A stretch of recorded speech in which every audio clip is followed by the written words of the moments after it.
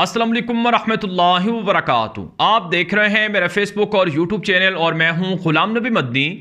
आज 12 दिसंबर 2022 है और आज दिन है पीर का। नाज़रीन किराम, आखिरकार वही हुआ जिसका डर था। पाकिस्तान के अंदर पिछले 8 महीने के अमरीकी कब्जे के बाद पाकिस्तान के अंदर बगावत फूटने लगी है। पाकिस्तान के अंदर पिछले 8 महीनों में अमरीका के रजीम चेंज ऑपरेशन के बाद जो तबाही आई है, इस वक्त उसके असरात पाकिस्तान की आवाम भी महसूस कर रही है। यहाँ तक कि पाकिस्तान की आवाम पर जो हुक्मरान हैं वो भी महसूस कर रहे हैं। नाज़रीन किराम, पाकिस्तान के अंदर 8 महीने पहले जिस तरह से अमरीका ने एक अवामी हुकूमत का तख्ता उल्टा और जिस तरह से अमरीका ने अपने ग़ुलामों को, जो कि पाकिस्तान के अंदर मुख्तलिफ़ अदालतों में मुख्तलिफ़ जराइम के अंदर मुलव्वस थे और मुजरिम थे, उनको हीरो बनाकर पाकिस्तान का हुक्मरान बनाया। उस वक्त भी बहुत से जो पाकिस्तान के हालात पर नज़र रखने वाले लोग थे, उन्होंने कहा था कि पाकिस्तान संगीन नताइज का सामना करेगा।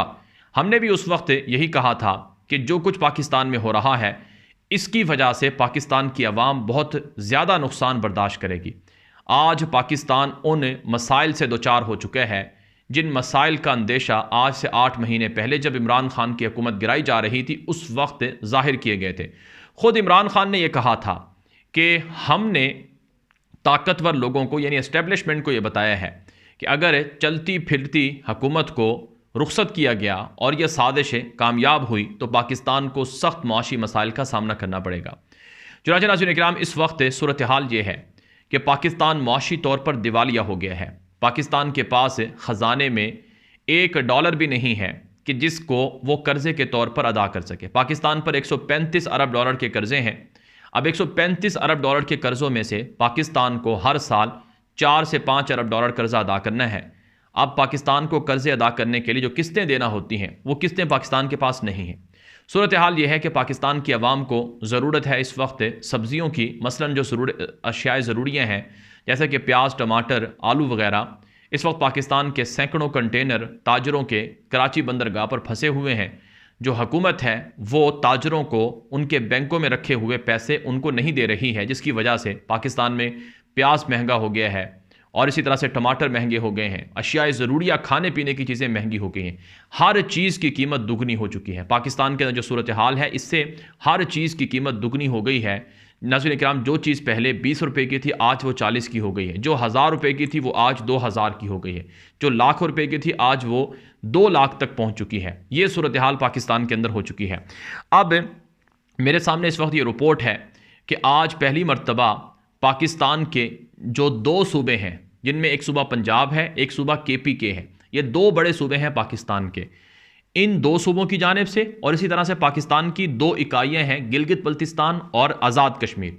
इन 4 यानी इनको अगर आप 4 सूबे कह लें, अगरचे स्टेटस नहीं है आज़ाद कश्मीर का और गिलगित बल्तिस्तान का सूबे का, लेकिन बहरहाल ये इकाइयाँ हैं, इनको आप सूबा कह सकते हैं कि 4 सूबों की जानिब से पाकिस्तान के अंदर जो बगावत है वो कर दी गई है।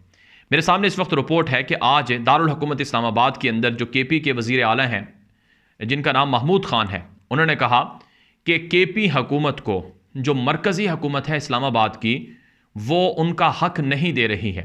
उन्होंने कहा कि हमारे फाइनेंशियल मसाइल हैं, बार बार कहा मगर हल ना हुए। उन्होंने कहा कि 1.3 ट्रिलियन का बजट इस बार खैबर पख्तूनख्वा में दिया है। ये इमरान खान के कहने पर इतना ज़्यादा बजट रखा, बदकिस्मती से वो पैसे हमें ना मिल सके। उन्होंने हुकूमत पर इल्ज़ाम आयद किया, यानी शहबाज शरीफ की हुकूमत पर, कि ये हमें दीवार से लगा रहे हैं और हमारा जो हक है वो हमें नहीं दे रहे हैं। उन्होंने कहा कि 61 बिलियन के जो बकाया जात हैं, यानी 61 अरब रुपए के जो बकाया जात हैं, वो इस्लामाबाद ने, विफाक ने देने हैं, वो अभी तक नहीं दिए हैं। और इसके अलावा ये NHP के नाम से जो 61 बिलियन है ये वो हैं। और इसके अलावा उन्होंने कहा कि मजमूई तौर पर 189 बिलियन 189 बिलियन है, यानी 190 अरब रुपए के करीब जो पैसे हैं वो विफाक ने देने हैं, जो अभी तक KP की हुकूमत को नहीं दिए गए हैं। इसी तरह से नाज़रीन किराम, जो गिलगित बल्तिस्तान के वज़ीर आला हैं खालिद खुर्शीद, उन्होंने भी कहा कि विफाक ने हमारा जो ब्लॉक एलोकेशन है 1900 अरब का था, वो उन्होंने कहा कि हमें जो फ़ंड मिलते हैं वो हमें नहीं दिए गए। 48 अरब रुपए तक का एक और फ़ंड था, वो नहीं दिया गया। और बजट में से 40 अरब से 25 अरब कर दिया गया, यानी जो बल्तिस्तान का बजट 40 अरब होता था वो 25 अरब कर दिया गया है। दूसरी जानब नाज़रीन किराम, ये जो आज़ाद कश्मीर है, आज़ाद कश्मीर की जानब से भी जो वज़ीर ख़जाना है उन्होंने प्रेस कॉन्फ्रेंस करते हुए कहा कि जो हमारे पैसे हैं वो आज़ाद कश्मीर को नहीं दिए गए, यानी जो बजट है अरबों रुपए का हमने दिया है आज़ाद कश्मीर में, लेकिन जो तरक्याती फ़ंड है, जो विफाक से पैसे आते हैं, वो हमें पैसे नहीं दिए गए। और सबसे बढ़कर जो वज़ीर ख़जाना पंजाब है मोहसिन लगारी, उन्होंने कहा कि 167.4 अरब रुपए पंजाब के हैं जो विफाक ने अभी तक नहीं दिए हैं, यानी अरबों रुपए पाकिस्तान के सूबा पंजाब के और सूबा KP के और गिलगित बल्तिस्तान के और आज़ाद कश्मीर के जो शहबाज शरीफ की हुकूमत है इस्लामाबाद के 28-30 किलोमीटर के इलाके में, इसने दबाए हुए हैं, चूँकि मरकज़ विफाक इनके पास है और ये सूबों को पैसे नहीं दे रही है। तो ये सूरत हाल है जिसकी वजह से सूबों ने कहा है, अब महमूद खान ने यह कहा है कि अगर हमारा हक़ ना दिया गया तो हम पाकिस्तान की पार्लियामेंट के सामने एहतजाज करेंगे, अगर फिर भी हमारा हक़ ना दिया गया तो फिर हम ऐसा करेंगे कि अपने सूबे की आवाम को इस्लामाबाद पर चढ़ाई के लिए लाएंगे और अपना हक़ छीन कर रहेंगे। ये KP के वज़ीर आला ने धमकी दी है। नाज़रीन किराम, बदकिस्मती से जब 1971 में बांग्लादेश पाकिस्तान से अलग हुआ था तब भी इसी तरह के हालात पैदा किए गए थे। माशी तौर पर दोनों पाकिस्तान के, मगरबी पाकिस्तान और मशरक़ी पाकिस्तान को एक दूसरे के आमने सामने खड़ा कर दिया गया था। अमेरिका की साजिश ये थी कि पाकिस्तान के अंदर हालात को माशी तौर पर इस तरह ख़राब किया जाए कि लोग परेशान हो जाएं, डिप्रेशन में चले जाएं, मजबूर हो जाएं, पाकिस्तान अपने एटमी प्रोग्राम पर समझौता कर ले और पाकिस्तान के अंदर जो तबाही है, बर्बादी है, वो इस कदर ज़्यादा हो जाए कि पाकिस्तान आपस में लड़ पड़े, खून खराबा हो, खाना जंगी हो, फसादात हो। आज वही कुछ होता हुआ हमें नज़र आ रहा है। दूसरी तरफ नाज़रीन किराम, आज एक्सप्रेस के अंदर ये रिपोर्ट छपी है। इस रिपोर्ट से आपको अंदाज़ा हो सकता है कि पाकिस्तान के अंदर हो क्या रहा है। तकरीबन 7,60,000 यानी 7.5 लाख से भी ज़ायद अफराद हैं जो पिछले कुछ महीनों में पाकिस्तान छोड़कर बैरून मुल्क चले गए हैं। इनमें 70,000 से भी ज़ायद डॉक्टर्स हैं, इंजीनियर्स हैं, IT माहिर हैं, यानी पढ़ा लिखा पाकिस्तानी वो पाकिस्तान छोड़कर जा रहा है। और रोज़ाना की बुनियाद पर लोग पाकिस्तान छोड़कर जा रहे हैं, पैसा निकाल रहे हैं, जायदादें बेच रहे हैं, क्योंकि कोई मुस्तकबिल पाकिस्तान के अंदर लोगों को नज़र नहीं आ रहा। इससे पहले एक रिपोर्ट, एक सर्वे हो चुका है जिसमें यह सामने आया था कि 9 करोड़ पाकिस्तानियों को मौका मिले तो वो पाकिस्तान छोड़कर चले जाएं, यानी 37 से 40% पाकिस्तानी वो पाकिस्तान से खुश नहीं हैं। ये किसने किया है? ये तजर्बे किसने किए हैं? कौन इसका जिम्मेदार है? अब नाज़रीन किराम, हकीकत ये है कि इमरान खान आज से 8-10 महीने पहले जब ये कहा करते थे कि अगर इस हंसते मुस्कुराते पाकिस्तान में इन चोरों को, डाकुओं को हुकूमत दी गई तो पाकिस्तान को तबाही देखना पड़ेगी, वो आज सच्चे साबित हुए हैं और उनके खदशात दुरुस्त निकले हैं, अहले नज़र के खदशात दुरुस्त निकले हैं। यहाँ पर नाज़रीन किराम में पाकिस्तान के मशहूर आलिम दीन है मुफ्ती मोहम्मद तकी उस्मानी साहब, उन्होंने आज एक ट्वीट किया है, वो मैं आपके सामने रखने लगा हूँ। उन्होंने कहा कि मुल्क के जो इक्तिसादी हालात हैं इनमें बेहतरी लाने के लिए मुखलिसाना इक़दामात तो अरबाब इख्तियार का काम है। अल्लाह ताला उन्हें इसकी तौफीक अता फरमाए। आम मुसलमानों से दरख्वास्त है कि वो रोज़ाना रात को सूरह वाक़िया पढ़ने का मामूल बनाकर अल्लाह से दुआ ज़रूर किया करें, क्योंकि सब कुछ उसी के इख्तियार में है।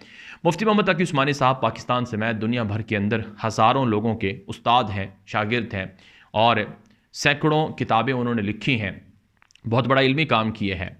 उनकी जानिब से ये तमाम मुसलमानों को अल्लाह रब्बुल इज़्ज़त से रुजू की जो दावत है ये बड़ी अहम है, इस पर अमल करना चाहिए। लेकिन नाज़रीन किराम, इसके साथ साथ पाकिस्तान के अंदर एक ऐसी तहरीक आम लोगों को चलानी चाहिए जो तहरीक आज़ादी पाकिस्तान के वक्त थी। आज पाकिस्तान क्यों दिवालिया हुआ है? आज लोगों के हालात क्यों हुए हैं? क्योंकि चोरों ने, डाकुओं ने पाकिस्तान लूट लिया है।